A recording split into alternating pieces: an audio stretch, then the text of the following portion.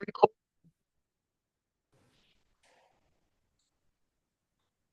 don't want recording now, though, do we? No. Let's see if we can stop it.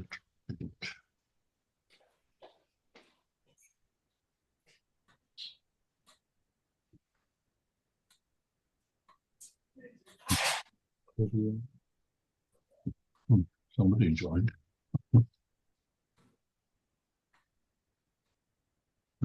It's a record button.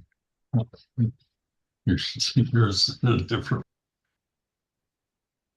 So again, I want to welcome everybody to the webinar. We did better this year than we did last year in the H2B lottery. And I was happy to see that our strategies of getting our clients, their workers, are working very well. Just so that you know, this year, the allotments for each of the caps was the same as last year with the supplemental visas. And so if you're not used to the caps and how they work, Congress authorized 33,000 visas for each of the two caps, the April 1st cap and the October 1st cap, for a total of 66,000 visas. That number is no longer sufficient, and so each year we have additional supplemental visas that are approved on an annual basis by Congress.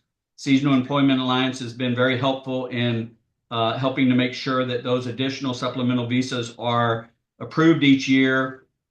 Even though they're being used up now, all of the visas are being used up. They are sufficient pretty much for the need as far as the number of people that are using the program right now. There were about 150,000 H2B visas applied for the April 1st cap, but a lot of those applications are duplicate applications, or people fishing to see what grouping they'll get in and dropping different ones that they're not interested in. And so even though there's 150,000 applied for, the 77,000 visas that are approved for the spring cap has been pretty much sufficient the last couple of years if people are willing to use an alternative labor location or alternative labor force. And we'll be getting into that in a little bit, but I'm specifically talking about some of the Northern Triangle and other named countries that are getting extra visas in the allotment. So the caps are for the April 1st start dates. There's 33,000 of the visas that are approved by Congress. Those are for new or returning workers from any eligible country.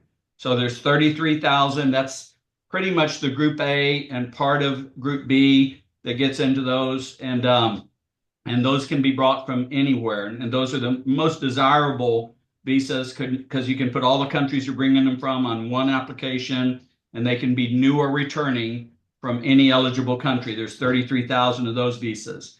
Then the next cap, and by the way, that cap gets hit and they pause the filing of petitions for about 2 weeks, and then the returning worker cap is the next one.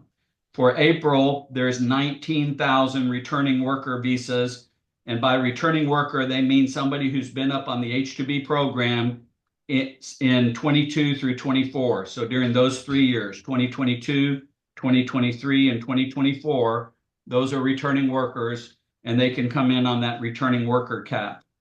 The May 15th, that's a new cap for late filers. That is 5,000 visas. That was not totally used up last year, but it's expected to be used up this year. And those are for May 15th start dates. They're also for returning workers only.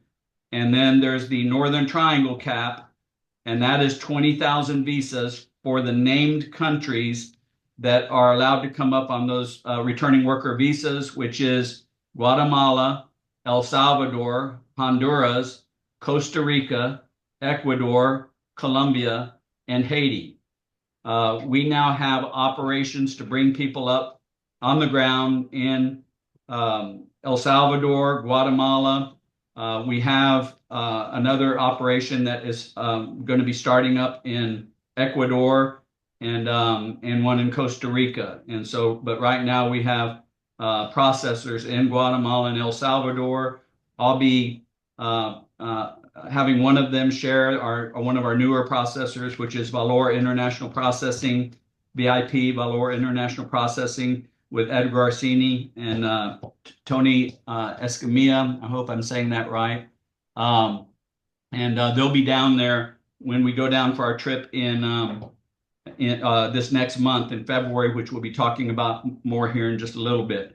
So there's 77,000 visas allotted for this spring cap, and there used to only be 33,000. So that's a pretty good improvement, upping it, more than doubling it for the April cap.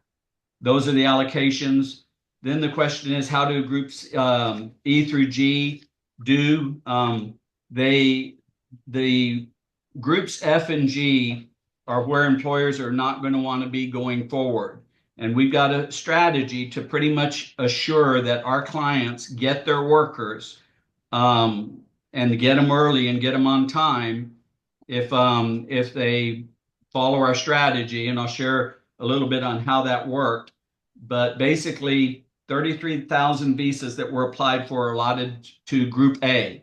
A lot of those do get dropped because people also file duplicate apps for March, and when they get their NOA on the March and they know they're going to get them early, then they go ahead and even drop a Group A in favor of the March app, which will bring up only Northern Triangle or people in those named countries.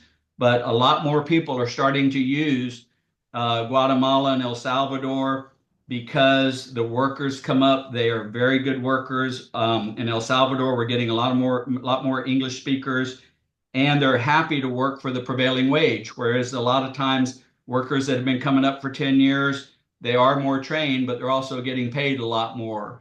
And so people that are wanting to keep their labor costs down and want to have workers that really want to work and are willing to work hard and be happy with the prevailing wage, a lot more people are leaning toward bringing up these Northern Triangle workers. One of our major strategies, we do two things to ensure that our clients get the workers and the workforce they need. And just so you're familiar with some of the terminology, we do double apps and we do duplicate apps. Those are two different things. The double apps are when the number of workers that an employer wants are divided up in half, and will apply for half of those, or more or less half of those visas will be for qualified workers, which means workers that have some experience of 3 months or more. And then the other half will be for entry-level workers. What we do with those applications is we overlap the wage range. So that what you want to pay is in the overlap. So to give you an example, if you got a prevailing wage of $18 an hour, that's your entry wage, and maybe the entry level workers get $18 an hour to $22 an hour, and maybe the qualified workers get $18.50 to $23, excuse me, to $21, so that what you want to be paying the workers is $18.50 to $21 or something like that. And that overlap, and you can even start both of them at the prevailing wage, but the overlap is where you want to be paying these workers, so that either app that gets in the earlier groups, you're able to bring up your more experienced workers and still pay them what you want to pay them, or the entry level. And so you can bring up qualified workers on an entry level app. But what the double apps give you the opportunity to do is to have better than double your chances of getting one of those applications in group A through C. And the reason you want to do that is because if you're in groups A through C, and probably even D now, but if you're in groups A through C, certainly A through C and maybe D, you're going to be within the returning worker cap. So you either be in the 33,000 that brings them up, newer returning from any eligible country, or you'll be in the returning worker cap to be able to bring up your experienced guys on that application. So one of them, the idea is to get at least one of them in groups A through C, and many times we're getting both of them in group A through C, but our numbers went up this year in doing those double apps to where our clients that did double apps, entry level and qualified, got 76.2% of them got one of their apps in groups A through C. So that means they're going to be able to bring their workers up on time. They're going to get their core group of guys, even though the other ones might be coming up, the remainder might be coming up a month later. Their core guys are going to be coming up on time, and they know they're going to have them for their start dates that they need them for. So 76.2% that did double apps got one of them in groups A through C. Keeping in mind D is probably good enough as well. So the numbers will actually be better than that on being able to bring those returning workers. The other strategy that we use is called duplicate apps. And we call those insurance apps. And Department of Labor has even authorized this now because they know we're doing it. And they said, we don't mind it because we know that your clients need their workers in March and April, not in June. And so they've authorized this. And what a duplicate app is it's taking a March app, which will only be able to bring up Northern Triangle workers, and doing it in March because the other ones don't get issued. The returning worker visas and the 33,000 don't get issued till April 1st. But that rule comes out earlier in December. So those Northern Triangle visas are available in March. They're the only ones that are available. And so you file a March 20th start date. That's a duplicate of each one of your other applications. And what that does is if you get a Group G, that Group G is going to be reached the very last. It might be late April before that Group G even gets reached. You might not get your workers till late May. Well, by that time, you've lost contracts because your additional mows and your spring service starts in March and April. And so if you do a duplicate app, you're only going to get Northern Triangles with a Group G anyway. All those supplemental visas that are for new and returning and for returning workers only are going to be gone. And the only thing that's going to be left for that Group G is Northern Triangle workers. So you might as well bring them up in March rather than waiting till May. And so if you insure each of your double apps with a duplicate app, then you've got insurance that if you get in those later groups, you can at least bring up workers in March when you need them rather than waiting until May. And so that is more applications, but we are dropping the cost on the duplicate and the doubles to make it more affordable. But what it does, and this is amazing because we haven't had this in years, it lets you know that you're going to be able to have your workforce when you need them if you're willing to be flexible on where they come from. The double apps give you the best chances of being able to bring them up from Mexico or wherever you brought your workers from. You're going to be getting the best odds, 76.2% A through C. And if we included D in there, it'd probably be up over 80% that you're going to get one of them, be able to bring your experienced guys up. And then your unexperienced guys, you can bring from the Northern Triangle countries, and you can use either the March app if you get a Group G and you don't want to wait till then, which you don't want to wait till then, bring them up in March. Or if you get an A and a B, you can bring them up accordingly. But you're going to get your guys early and get them on time. So those are the strategies that we used very successfully this year. And we've got a lot of our clients now that have been bringing these Northern Triangle workers up and like them. And that's all they're doing. They're just filing March apps. They're not even waiting for the lottery and, being disappointed with the lottery. They're just developing a new workforce from Northern Triangle and training those guys. They're coming up and willing to work for for a lower wage. They're just doing one application or maybe two, but normally just one application. And they got their guys here, in late March. That's actually a very good strategy, and it's something that I highly recommend that people begin developing a secondary source of labor so that they're not totally dependent on the lottery, especially now since all the caps are starting to get hit. And I want to emphasize this because this is real important. The Northern Triangle cap was hit this year. So people that were bringing them up this past year, excuse me. So the ones that brought them up in spring of 24, that cap was hit, but they didn't realize it was hit until after the fact. So against the 20,000 that they authorized in 24, they brought up about 25,000 workers. They're not going to do that again. They've made it very clear there's only going to be 20,000. So you got, and each year more people are using those Northern Triangle visas. So you got 25,000 plus that are going to be going against a 20,000 cap. So for the first time in the last 4 years, you're going to have that Northern Triangle cap hit, and it's going to be earlier than expected, probably in June.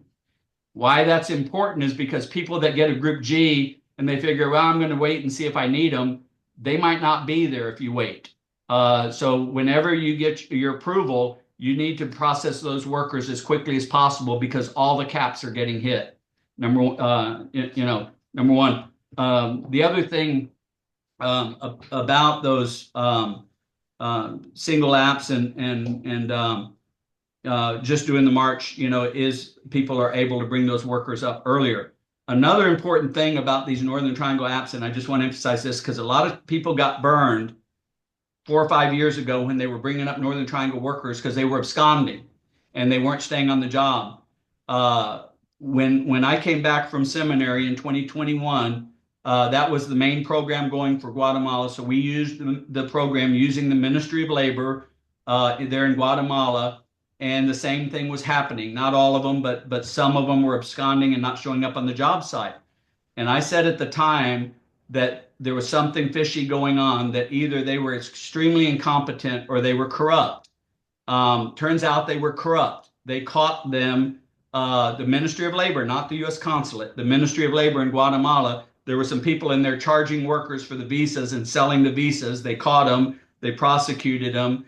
But we quit using the Ministry of Labor. That first year when I came back in 21, I said, we're not using the Ministry of Labor anymore. We're going to develop our own processing in Guatemala.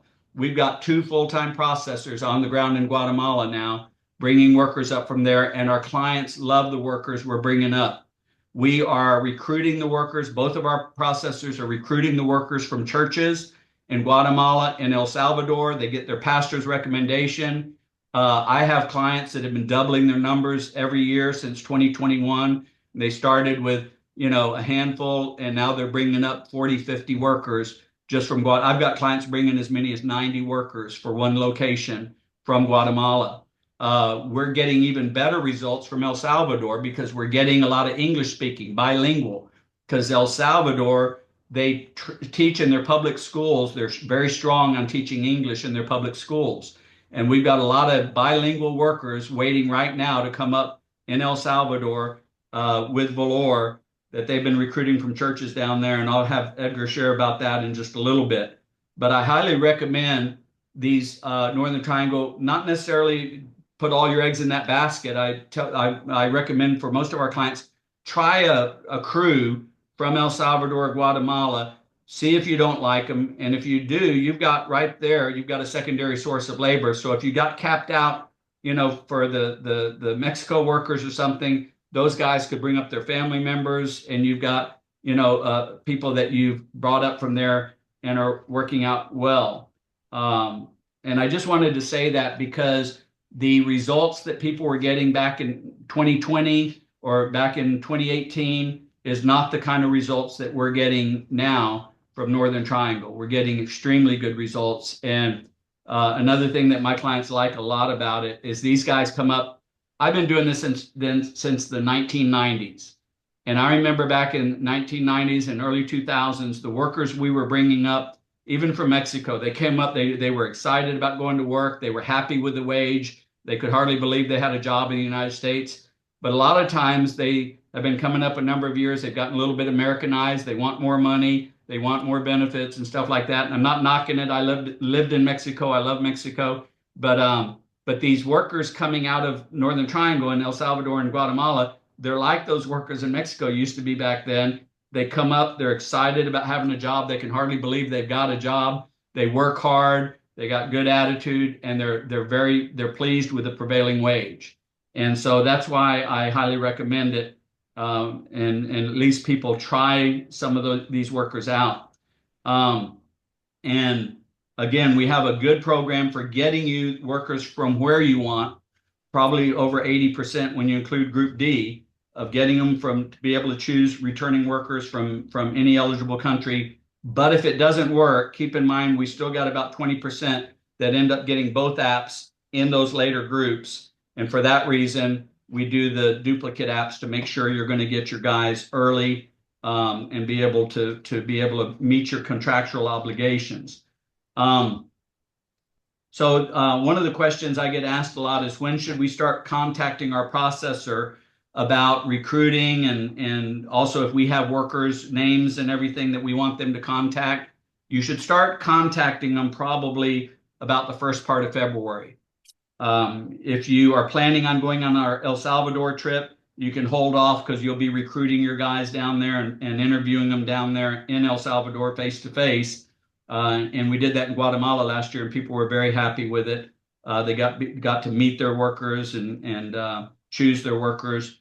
And we'll be doing the same thing in El Salvador this year. But if you got your own workers or you're wanting them to recruit them and you're not going on the trip, probably the first part of February, you should start contacting your processor and letting them know your plans. And that way they can be prepared. Another thing that's very important right now is the prohibited fee agreement. If you're going to be using a recruiter or a processor, you have to have a prohibited fee agreement under the new rule that just came out, and they're going to be enforcing this.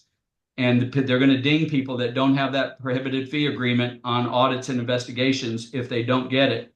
So the only people that should not have a prohibited fee agreement from their processor or recruiter are people that are doing all their own recruiting and processing by themselves, not using a third party at all. We do have a few clients that do that, but everybody else needs to have a prohibited fee agreement. It's required by the regulations, and they're getting very serious about that because they don't want charging of the workers going on, and they're going to hold people accountable. We will go over that new rule, by the way, again on Tuesday, this next Tuesday. I believe it's the 21st, if I'm not mistaken. Yes, Tuesday the 21st at 2 p.m. We'll have another webinar on that new prohibited fee rule. Having the secondary source of labor, having the double and duplicate apps going forward is going to be the way that most people want to go. I did want to mention, most of you should have gotten an email that looked like this that goes into our strategy for this year. And it's good to know this because what you need to do if you have duplicate apps, you've got to cancel one or the other, either the March app or the duplicate app that's in one of the groups before they reach the one that's in the groups. So you want to decide what you're going to do, but it's easy to do once you know your group numbers, which each of you should. You got an email with an attachment that showed you your groupings. And if you wonder about that, you can contact your legal assistant. But basically, people that are in groups A through D should be fine if they're wanting to get returning workers from Mexico or wherever. If they're in groups A through D, they should be safe on getting those returning workers. If you're wanting new workers from Mexico or another country, you're pretty much going to have to be in group A and some of B, probably half of B. Will get those newer returning visas that are part of the 33,000. And so, if you need new workers and returning or just new workers from any eligible country, then you're going to want to be in groups in group A and some of B. And the reason I say that is because they put 33,000 visas in group A. The only reason that some of B gets in there is because there are some that drop out of group A and go with their March app, or some that get denied. And so those 33,000 newer returning visas are allotted or counted for just in group A. All the other groups have 20,000 visas in them. Group A has 33,000 visas in it. So most of those 33,000 are going to be used up by group A, some in group B. And then the rest of B, C, and D should be fine for bringing up new workers from any eligible country. Returning workers, not new workers, returning workers from any eligible country. So that's going to be the rest of B, C, and D. So if you're wanting to bring up your guys, so many of my clients say, I want my guys, and that means they're workers that they've been bringing up for 10 years or 20 years. I've got clients now that have been bringing them up for 30 years from Mexico, and they want their guys. Well, you'll be fine getting your guys all the way into group D, through group D, and even some of E will get the returning workers in that allotment of 19,000. So all of groups A through D, you'll be fine on bringing your guys if you're wanting returning workers to bring up, guys that you've been bringing up for years, say from Mexico, most of my clients. And the reason that they're bringing up from Mexico primarily is because that's where their guys that they've been bringing up for years have been coming from. We didn't used to have Northern Triangle visas, and people brought them up from Mexico because the bus fare was cheap. They could go home and visit their family if they wanted to, and it was just closer. We've been bringing up labor from Mexico to pick our crops and things like that since before we had an immigration program, before we had visas. We've been having migrant workers come up and work seasonally in the United States and go back down and work in Mexico.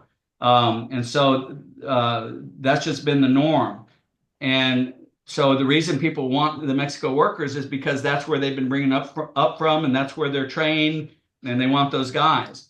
But now with these new visas available for Central America, and the reason they're available is because a lot of the economic migration, illegal immigration, is coming from Central America now, because Mexico, I tell people, if they're wanting workers, from Mexico, anybody from Mexico that wants to work in the U.S. is already here, or they're already on the visa program. They've been coming up. But now there's a lot of economic migration coming from Central America, so they authorize these additional visas to come from there to limit the amount of illegal immigration that's coming from Central America and allow a pathway for them to be able to work here without having to come illegally.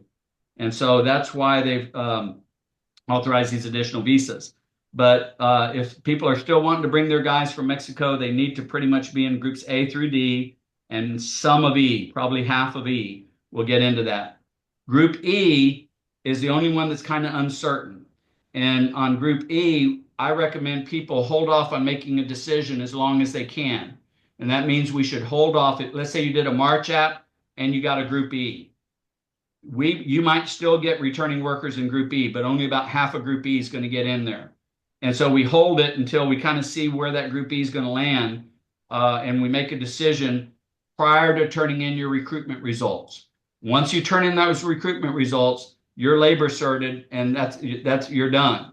If you just did a duplicate app, and so you want to wait until we get a good idea on how many of Group E is going to get in there, so that maybe you have a better feel for it on which one you want to drop. But before we turn in the recruitment results from that March app, you need to make a decision.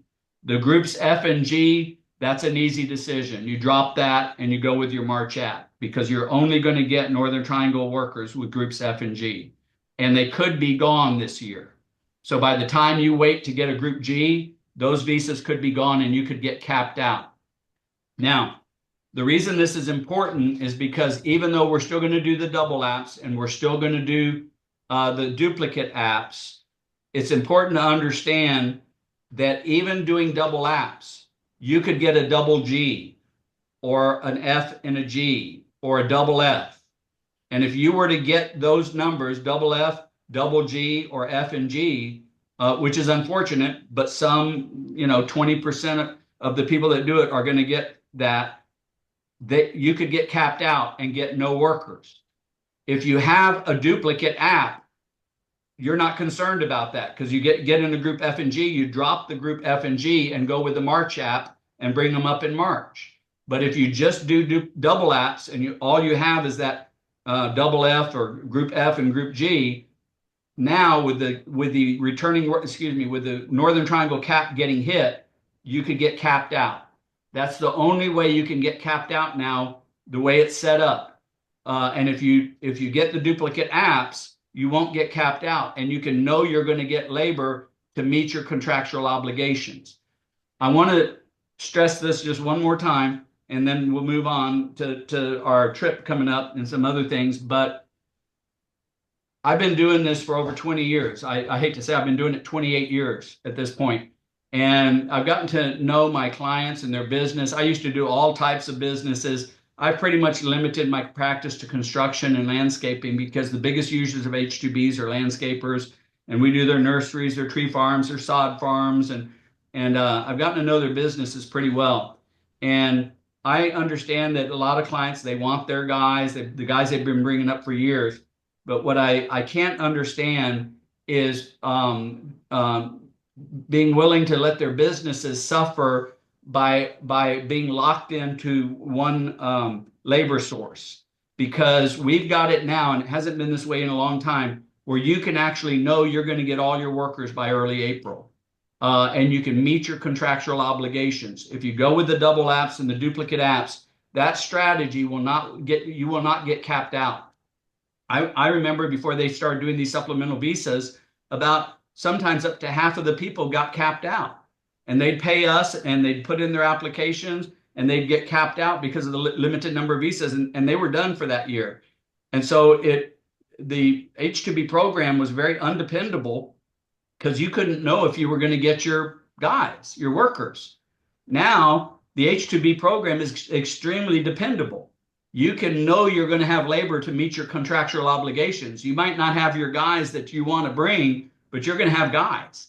And you're going to be able to meet your contractual obligations, and you can go sell your business. And not only sell your business, you can grow your business in a bad labor market because you can know you're going to have H2B workers. You can know what you're going to pay them and everything, and you can factor that in.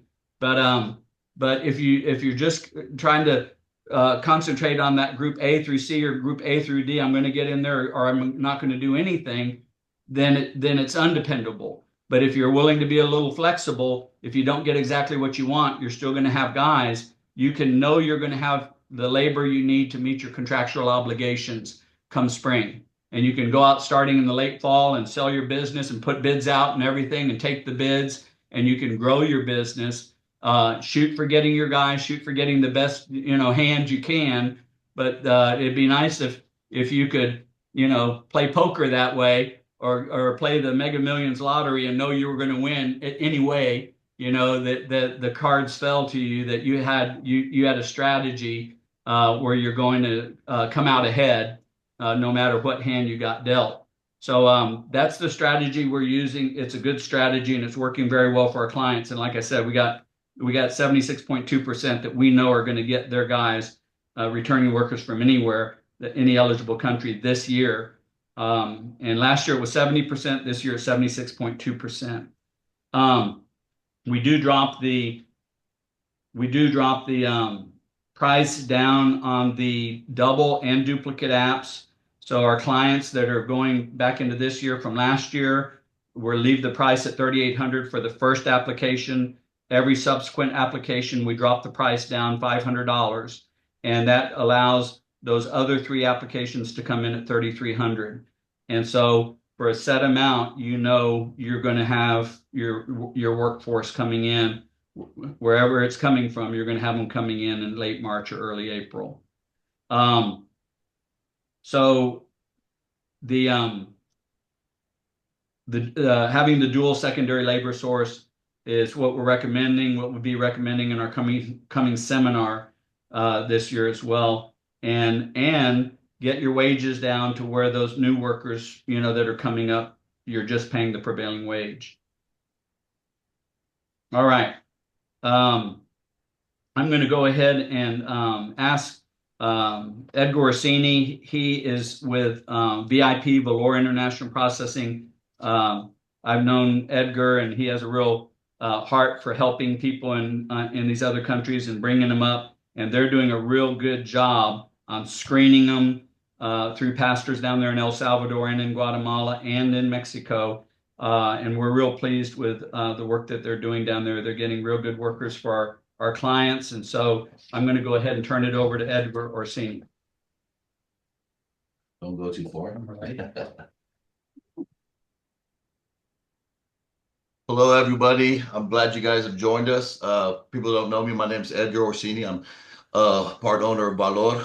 I'm going to stop real quick because there's some things that Mr. Kershaw said today was a lot. So every time I speak to him, I'm always writing notes because there's so much to learn, and things are changing. One of the things I did hear him say was to contact your processor in February.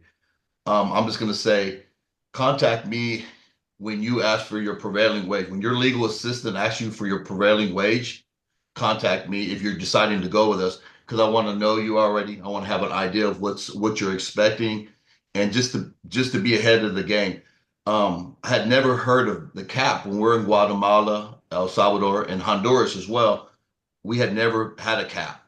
So now this is going to be our first year. and we could expect a cap. So I want to be ahead of the race, ahead of the game, and just to know a little bit of what you guys might be needing. If you're needing English speakers or you're just needing a special type of worker, I want to just be ahead of the game. Um, that was one of the first things. The second thing is the prevailing wage. I'm in Mexico, El Salvador, Guatemala, especially Mexico. They're happy with the prevailing wage. I love to bring back return workers, especially when they need our guys. They're experienced. You don't want to waste the money training new people. I totally get it. And also they become family after years and years. These guys become family. So I know you guys want them back. So when you do use Valor, the first things we're going to ask you is for your return workers, get us the information ASAP. We don't want to wait till they come home and then they get comfortable. We want to have them on the roster so we can ask them questions, how far they are from the embassy, what embassy we can use to utilize their time, because some of these bus rides are really far. So we want to get ahead of that, what hotels they'll be staying in. A big thing that I'm always speaking to Mr. Kershaw daily is the compliance. A lot of people don't know the compliance because once you get your I-97 and your job orders, there's a lot more that comes with that. I got a lot of calls this year that people did not know that they had to assist with hotels in Monterrey, pay for the hotels, pay for the meals, the transportation. People weren't advised of that, or they just didn't catch all of this. So when you're working with Valor, you're going to get a lot of stuff that we're going to keep you in compliance. We'll slow the conversation down just to let you know, because it's serious now. They're having things where they're investigating stuff, and we don't want to be a part because we didn't explain it or didn't slow anything down. So that's the second thing. The third thing is, I'll skip the third thing because that's the cost. Generally, it's $80 for return workers, 180 for recruitment and return processing. But every case is different. So when we speak on cost, you guys can just call us up and we can go through that with you, because if you got return workers, I don't believe I should charge you the 180 because you've already did a hard part of recruiting great people. So I don't need to do that. But I definitely want to just speak to you guys what we can offer. And that was just the third thing. Fourth thing, I'm going to go ahead and breathe now because that was a lot. I just want to thank you guys again. We are offering an expo to El Salvador, which we've been really praying over and just spending a lot of our time in El Salvador, Guatemala, and Honduras and Mexico. But especially El Salvador was one of the things that we went down there because we were comfortable to get men and for the Northern Triangle. And now that we're going through this thing where we could be capped, we're really putting our boots on the ground. We had never been to El Salvador in the month of January. But now that I've got this new information for the compliance and the prevailing wages, we're leaving Sunday. And the reason we're leaving Sunday is because we want to be ahead of the game. When you guys start calling us, the laws are changing here in America, but also in Guatemala, El Salvador. Things can be changed at the last minute. So we want to make sure your guys are stress-free and our boots are on the ground. The secret sauce is on having your boots on the ground. I can't do nothing from Austin, Texas when your guys are in Guatemala, El Salvador, Mexico. So we're there. We're just not making phone calls over the phone. But and now we'll slide into the expo we're going through. It's on February 20th. We're inviting new clients and people that are really pros on as far as the contracting. They'll be seeing the workers on the 22nd. Okay. Coming back Saturday the 22nd. Got it. So they'll get there Friday the 21st. I think We'll be a day early just to make sure for transportation. Some people might want to do some shopping, stuff like that. We'll have guys that will assist you, take you in 2 shifts, and transportation. And you'll be seeing me, Tony, my wife, Tony's wife, there at the hotel. So you'll have a lot of English speakers there. But in El Salvador, pretty much everybody does speak English. It's like the hub for call centers. So we do a lot of recruitment from call centers. But one of the things that makes us really strong is the way we vet our people. We recruit from churches, and they have to be in church for a full year. So sometimes it takes them 2 years to even get in the program. We got some guys that come in 6 months and they want to be a part of the program. make them wait for a year because we want to make sure it's the right candidate. We try not to take people that are under 25 years old because when they're under 25, our experience is they're very young when they get to America, and America is very strong for them. And we try to recruit gentlemen that have families, so we know they're going to come back to their families and fulfill their obligations. Part of them using our process is they get a letter of recommendation from their pastor. So weekly, they'll be doing a Zoom for their church because they go to church. These men go to church every week. Uh, I would say 80%, 90% of them don't have cell phones. They're not really tech savvy yet. Um, they don't drink. They don't smoke. They're very different. They're very excited. The prevailing wage to make $18 is a dream for the guys we that we're recruiting. And so that being said, they're more than willing to learn, and they're so family orientated. So that's just some of the stuff we're doing. But if there's ever a case where you just want to, you can't go to El Salvador, it's just too much right now.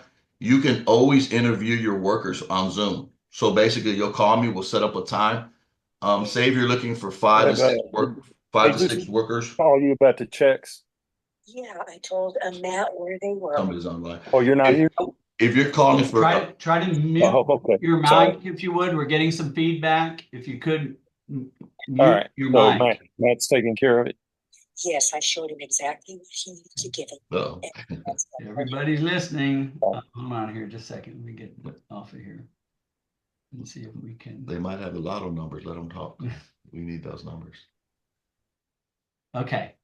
Try not to talk or have any feedback if you could. We had most people muted, but I think somebody got unmuted.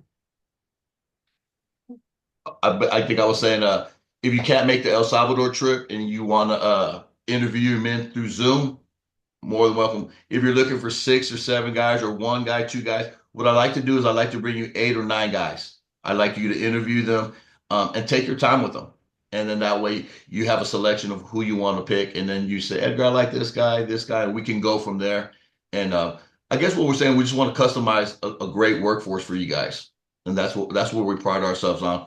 But most of all, I'm just glad to meet you guys, and I'm super excited. This doesn't never get boring for me. I'm excited. I stay excited, and I'm really enjoying the time I'm working here with Mr. Kershaw. I just want to say, if there's anything I can help with, and I mean this, we are available 24/7. We have people that call us 4 o'clock in the morning, 5 o'clock in the morning, because guys are at the airport and they lose their packet. They lose everything. Their I-94, their job order. So we got to get up. We got to fax some stuff over there. Got to print some stuff over there, and we make it happen. Just because we want to make sure that we're fulfilling what we need to be doing for you guys, and that I'd love to hear some questions. Like, please. We're gonna do those at the end. At the end, okay. So we're good on that, my part. Okay. Thank you, guys. Edgar did touch on something that we're going to be going over in Tuesday's webinar, and here's your glass. Thank you. The Tuesday webinar will go over this new prohibited fee rule, and it's always been the case that employers are required to pay for the transportation of the workers from their home all the way to the place of employment, and they're also required to pay for hotel if they are required to stay in a hotel. And a lot of people don't think that they're staying in a hotel because from Monterey to here, they can make it usually in one bus trip. But in Monterey, they usually have to wait there about 2 or 3 days before they get their appointment and before they can go into their appointment. And they are staying in kind of a barracks type. It's not so much a hotel. It's like $20 a night that our processors down there put them up. But there's that $20 a night is required to be paid for by the employer. The bus from their home to Monterey is required to be paid for by the employer. And then the bus fare from Monterey to here is required to be paid for by the employer. And in addition, they have what's called subsistence that is required to be paid by the employer. And that is now it's $15.88 a day for food. And that's for every day from the time that they leave their home till they get to the employer's work address. And so those costs have gone up. The $15.88 a day isn't real expensive, but what the regulations say is it can be up to $59 a day with receipts. And so if a worker knows that, they might be eating at Outback instead of McDonald's, and provide you receipts for eating steak on the way or something. But we'll go over all of that on Tuesday. We'll be going over living arrangements and the job orders and making sure you don't, have violations there that can end up getting you to run afoul of the rule, on prohibited fees. If you say you're not going to be providing living arrangements and then you do, that can be a prohibited fee. So any deductions not listed on the job order are not allowed. And we'll go into all the details of that coming up. It hasn't changed that much, but now with the enforcement, employers need to be very aware of how these rules are being enforced and the details concerning what are prohibited fees. And again, we'll go over that not only on Tuesday, this next Tuesday at 2:00, the 21st, but we'll have a full day seminar coming up in May that goes into compliance across the board, what employers need to know to be in compliance and not have to be concerned about an audit or an investigation. You can actually go through an audit and investigation and have zero problems, and I have clients do it all the time, but you need to make sure you're following the rules. We have the trip coming up in February, and Edgar and I and Tony, I'll be down there. We are going up on the 20th, but most of our clients will be flying in on Friday, the 21st. If you do fly up on Friday, be sure to take an early flight because we are providing a dinner for our clients down there. We'll be staying at the Hyatt Centric right there in downtown San Salvador. And we have a dinner set up Friday night that will be going over the recruiting and the interviews and everything that will be going on Saturday. And so please be sure you get there in time for dinner. We'll have a room down there, and we'll be serving some of the customary food down there for El Salvador. It's a good time to take husband and wife and have a little safe trip down there to go. We'll be taking you to some markets down there, and then we'll be running people over in vans to do the interviews at a large church there in San Salvador. That's one of our main churches for bringing the workers here, and we'll do the interviews there. And so it'll be a good time for everybody. Both Tony and Edgar with Valor will be there. They'll be sharing a little bit and some introductions.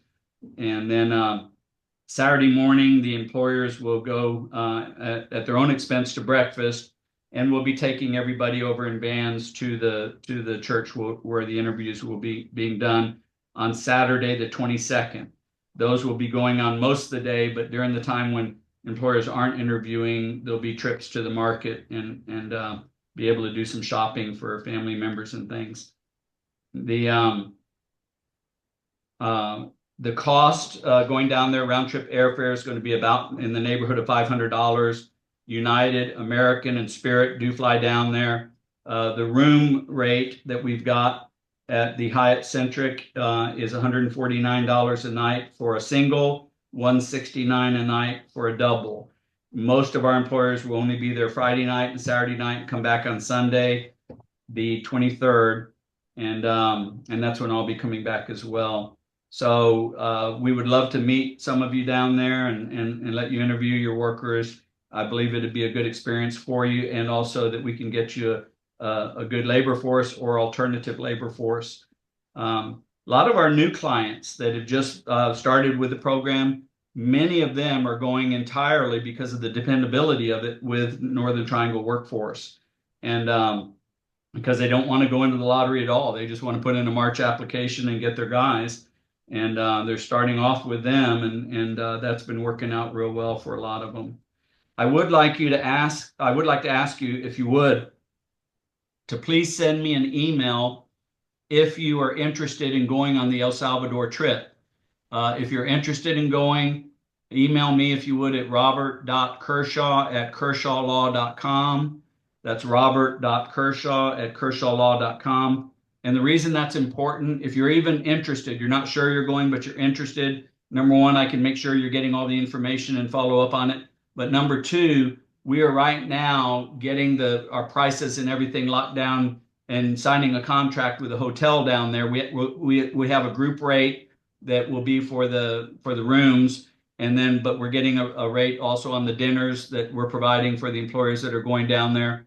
That dinner will be free to our clients, but we need to know how many are going to be included in that group in the block of rooms and how many to expect for dinner. So what we'll do is we'll give them a minimum now, and then if it grows, we'll be able to go up to a certain number. And so it would help us a lot if we could get an email from you letting us know, yes, I'm interested, keep me informed, and then we'll have a date that we need a commitment and the rooms secured. Employers will pay their own rooms. We will pay for the dinner, and employers will pay for their airfare. But it's a real good price, figuring, if one person's going down there, just the employer or maybe a superintendent or something, it'd be about $500 for the airfare. 2 nights, you're looking about another $400 with a couple of meals, and then so you're at $900 and maybe $1,000 altogether to go down and know the workers you're going to have your workforce already recruited for this year, and know if you're going to be getting some bilingual guys and exactly what to expect. So shoot me an email, let me know if you're planning on going, and then we'll be following up. That's going to be coming up here in a little over a month. And so we'll be looking forward to that.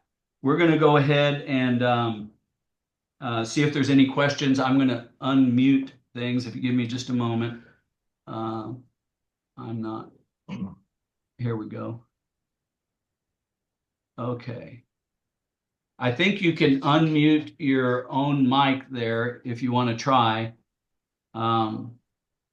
If you have a question, see if you can unmute your mic. Just click on that little microphone on your screen until it's not X'd out, and then you can go ahead and ask questions. Anybody have any questions?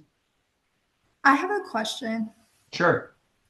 Are you going to be hosting a trip like this for Guatemala, or is it just going to be El Salvador? We did Guatemala last year. The only reason that we do one a year, we are real busy, and I thank the Lord for that. I mean, I'm as busy as I've ever been, and we're doing as many clients as we've ever done. We've got 8 of us here in my office, and really we're about as large as I want to get right now.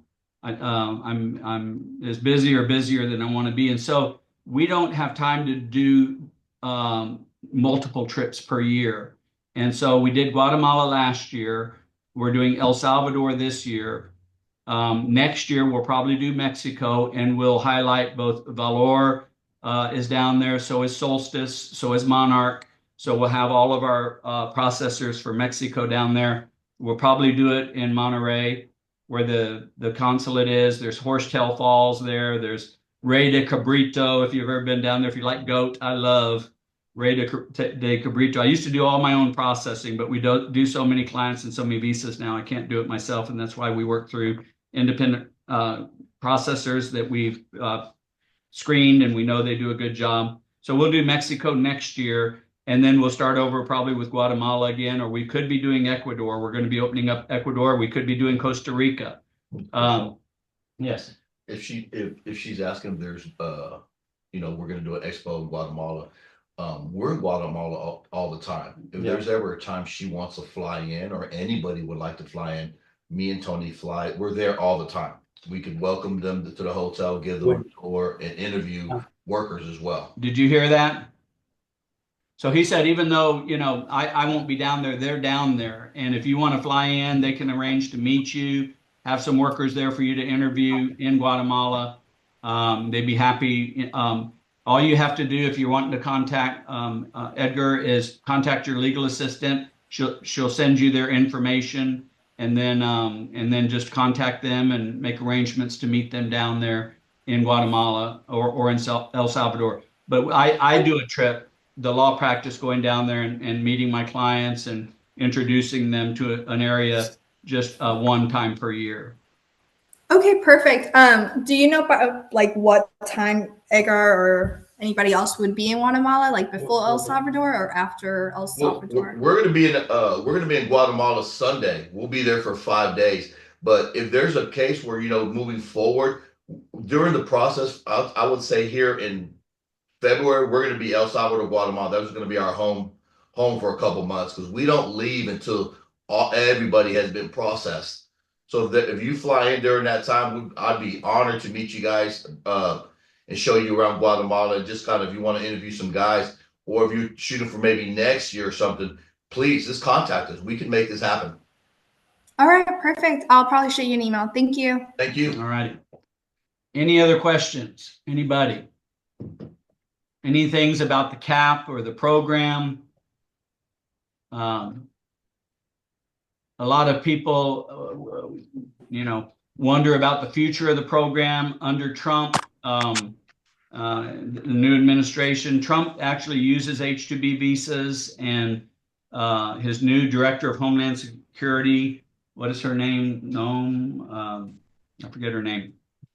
She was the governor up there in North Dakota. She uses H2B visas in their or H2A visas anyway in their ranch, and the state uses a lot of the H2B and H2A visas. So I don't anticipate any major changes under the Trump administration to the program. I do anticipate changes in immigration, especially undocumented immigration that's been going on quite a bit over the last 4 years. I expect there to be a lot of deportations. I also expect there to be a lot more ICE enforcement, job site enforcement. But I don't anticipate that there's going to be any changes to the H2B program, any major changes. I am going to be proposing to the new administration a guest worker program that will be modeled after the H2B program, but will be for a longer visa, and that will not have the limited number of visas like H2B does. And but that's something that they would have to want to adopt. But it's something that I've had on my heart to kind of just share with them, that we can have all the labor we want in this country and legal. We have all the labor we could ever use south of our border if we would just have a program for bringing them up and meeting the needs of U.S. businesses. So I'm going to be proposing that to the new administration and see if they have any interest in it.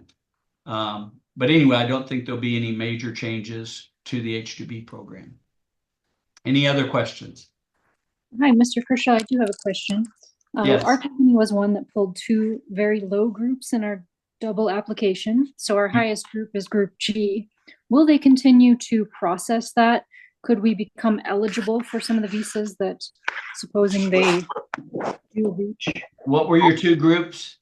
We got G and F. So G and F. See, that happens, and that's what I was talking about. I think you'll be okay. You're only going to be able to bring up Northern Triangle workers from those 7 named countries, and you should start planning on bringing them up as quickly as possible, because being in those later groups, that cap is going to get hit. But I think if you process your workers quickly, soon as you get approved, you should be fine. I expect that cap to get hit in June or July. And so if you just bring them up as quickly as you can, you should be fine. they will continue to process those applications. They will process the applications, but if the visas are capped out, it would leave you with nowhere to go. What you want to do in the future, did you do any duplicate apps of those 2? We just split our apps. Yes, For 2 so you did double apps, which is good. Yes. But you were in the 24% that did not get in groups, A through C, and that does happen, and so in the future, if you will do the duplicate apps and you get a group G, you just drop the G and go with your March app, and bring guys up from El Salvador or Guatemala in March, and that protects you. We call it an insurance app or a duplicate app, but DOL has signed off on that strategy. They understand you want your workers in March, not in May, and you can do those duplicate apps. One other thing I did not mention, every year we have a certain amount of transfer visas available. What a transfer visa is somebody that maybe got in groups A, B, or C, and it turns out they don't need all their visas. They got one company has 3 extra, one company has 2 extra, one company might have 5 extra. We send out a letter in April to all of our clients, say, if you don't need all of your visas, we have people that weren't as fortunate as you, that do need some guys out of Mexico or wherever you're wanting to bring them from. And we try to get as many of those visas as possible. So the way that works is the worker comes up for that company, your worker comes up for that company, might be with them for a short time working, and then we transfer them over to your company. You pay for the transfer because it's another petition. We charge $1,700 for a transfer petition, but that can allow those 5 workers that come up on that other company's visa, because you are labor certified, you're approved, they can then now transfer over to your company and work legally for you. They call them transfers, but it's dependent on people having extra visas that the worker can come up on that got approved in those groups A through D that they don't need, and they can allow you to use those and transfer from their company then to yours. Fantastic. Thank you so much. Sure. Any other questions? I have a question, Mr. Kershaw. Sure. So I guess my question is though, we got group A and G. Okay. So I know that we're gonna get all our returning visa, and then we're just gonna go for 4 from El Salvador. So should I just do an application for the March then, or for March, if I know I'm gonna use El Salvadorian workers? Yes, but it's too late to do that now.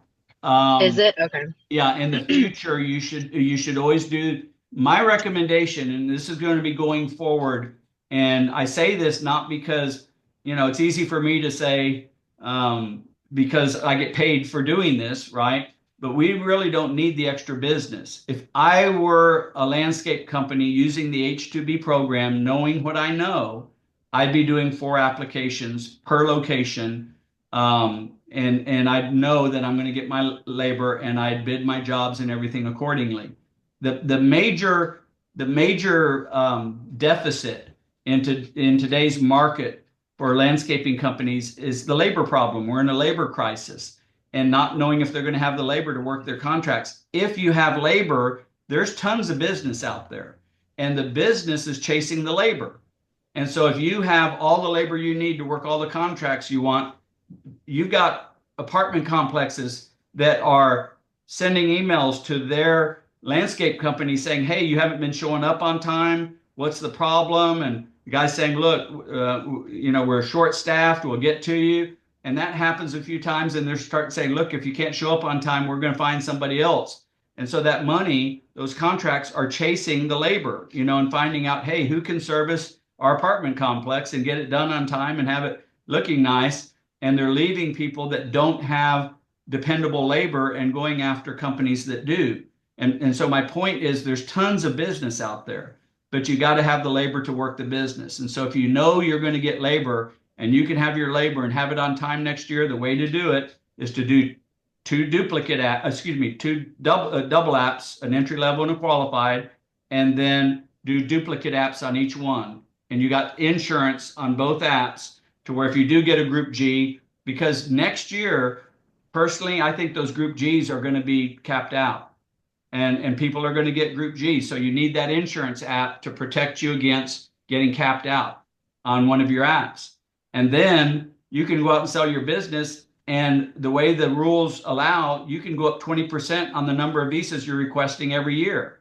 And so if you're going out and growing your business because you have labor, you can grow at 20% a year, even in a bad labor market, and using the H2B visa program. And we can show you how to do it. We'll have our regular seminar in September this year that goes into all of this strategies and I mean, we have testimonials. We had Jackie share with Landscapes USA how they had, I think it was 5 group A's last year from using our strategies, and how they had all the labor they needed. They had more than enough for all their locations. They have several states they're in around the United States. And and she shared how well these strategies worked for her. And it can work well. And so I believe you'll be okay with a Group F and a Group G this year, but next year you'll want to insure those applications with March apps, duplicate apps. I have one other question, Sure. Attorney Crenshaw. I'm Yes. in Group G and F as well, Okay. and I would like to bring my return workers back, but I had a brief conversation with you and wasn't able to actually apply what you were saying. Yeah. However, with this opportunity, waiting on Group G and F, it's a possibility that it may not be available for the country that I'm bringing. I think you I were needed wanting to bring clarity them from behind that. Jamaica, is that right? Or That is correct. yeah, Yes. I remember. So to bring them from Jamaica with a Group F and G, the only way you'd be able to do that is with transfers. Okay. The only visas that will be available for you will be those Northern Triangle from the 7 named countries, and Jamaica is not one of them. But if Right. we have another company that's in a Group A, and they say, I'm not using all my visas. And how many workers were you wanting from Jamaica? So they told you that you Well, still had to now get that passport? the dynamics have changed, at least 10. Okay, so we'd have to find 10 visas that another company has for the workers to be able to come up on those visas and then ultimately transfer over to you. That, is a lot, but we just have to see how many we get. The reason we can't guarantee transfers is they don't depend on Yeah, but they me. have something to They do with depend y'all, on right? other clients having extra visas. Right. So you still Now, have to is get it your 1,700 per person? No, for all of them. So if we do 5, if we can get 5, not 10, but we can get 5, then all 5, it's 1,700. They all go on one petition. Okay. Well, thank you Okay. for that. And I we'll do our appreciate the best. We'll clarity. do our best for everybody. We want our clients to get their guys that they want, but this last year we did pretty well on transfers. This year I hope we do as well. I think we will because it's hard to say. The economy was kind of softening, but it seems to be revving up now with Trump. We'll see if that continues. And I'm not getting political. I'm just saying what I hear on the news and everything that it seems like it's having a good effect on business. But you never know with the economy. The economy has ups and downs, and if there's a slow economy, there's more extra visas. Is what I'm saying. If everybody's using every visa they got because the economy's hot and there's business is hot, there's not as many, and so it just depends on the availability. All right. Anybody else? Any questions? Yeah, hey Robert. Hey, I know everybody's probably trying to get off of here, but just one brief question. Sure. If you don't mind kind of touching on Group E, we ended up with two groupings of E.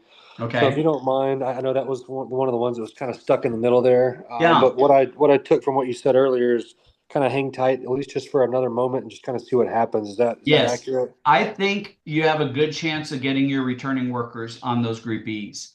But they're a little iffy, and they're the ones that this year or this last year in 2024, I was surprised about half of Group E did get in the returning worker cap, and they're expecting the same thing this year. So I think you're probably pretty fortunate to be able to get at least one of those into the returning worker cap and maybe use the other one for Northern Triangle and bring up, some entry-level labor from Northern Triangle and bring your experienced guys up on one of those Group E's, hopefully. Maybe both. Okay. Could be Yeah, both. and what do you recommend as the specific time frame? Is how long we wait? Is there a certain cutoff date, or is there a recommendation, or do we Well, just wait till? before, so they will, and you're saying you didn't have duplicate apps, just the double E's, right? We do have duplicate apps, so there is. Oh, you do the have opportunity- duplicates. Okay, so Correct. So on the duplicates, your March is going to be in recruitment like now. It'll be, any time now you'll be starting recruitment on those March apps. So those go 15 business days, right? And we'll string it out. Rather than do it in 15 days, we'll do it in 15 business days. And then they usually give you 2 or 3 weeks on top of that before you have to send in your recruitment results. Sure. Even then, if you don't do it by that date, they've gotten a little bit softer, and they'll send you an email and say, hey, we haven't gotten your recruitment results yet. At some point, they're going to say, you got to get them to us by this date, or we're going to close the app.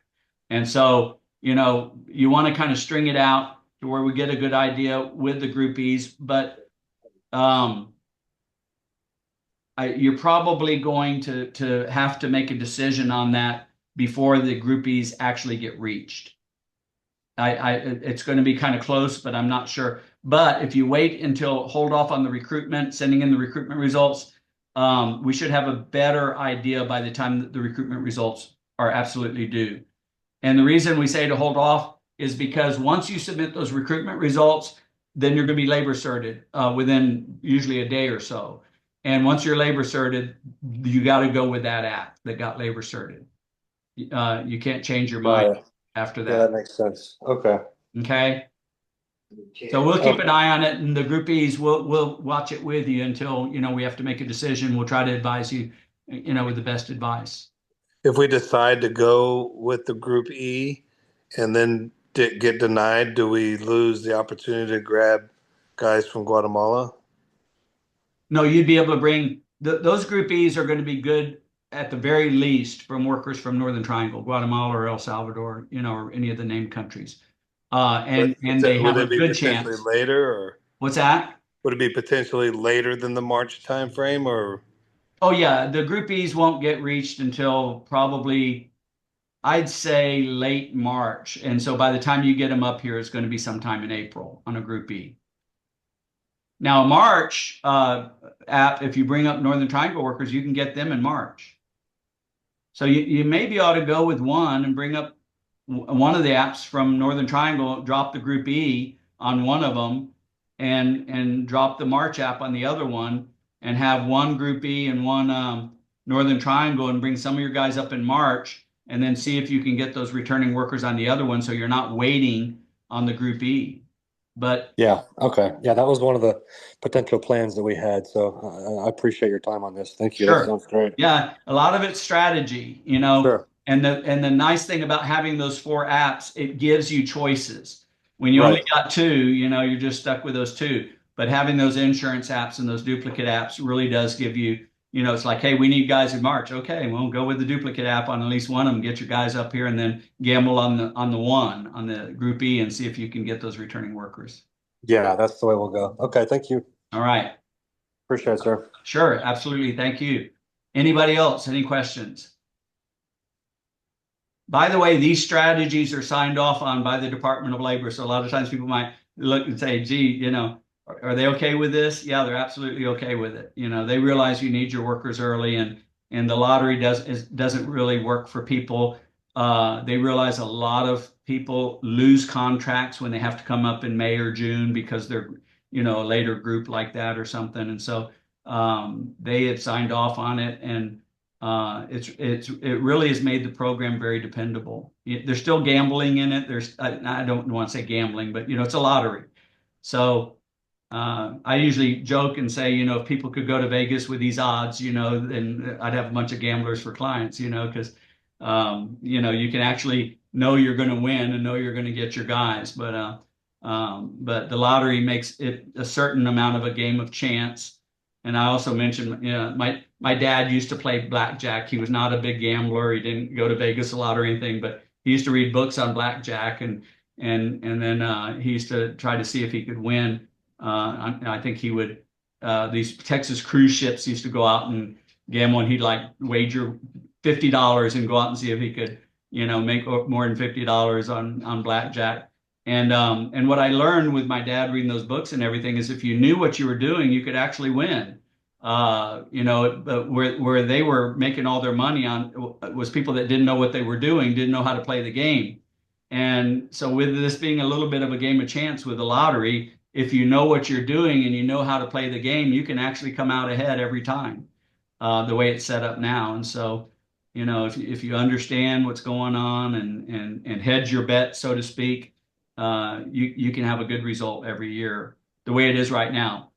And I think it's going to stay that way, and hopefully the economy stays good, and hopefully everybody can go out and grow their business for sure this year and hopefully in the future. Anybody else? Any questions? All righty. Well, listen, I appreciate y'all tuning in. If you do decide you have a question, send it to your legal assistant if you would, and we'll get that answered as quick as we can. Do try to tune in Tuesday, the 21st, this next Tuesday at 2 o'clock. We'll have another webinar on this new rule, this prohibited fee rule, which is very serious, but as long as you're obeying the rules, you got nothing to worry about. And they're very clear. So we'll advise you well on that. Tune in for that if you can, and wish everybody the best, most prosperous year this year that you can possibly have, and we'll do our best to make it that way. Y'all have a great day. Thank you for tuning in. We'll talk to you again soon.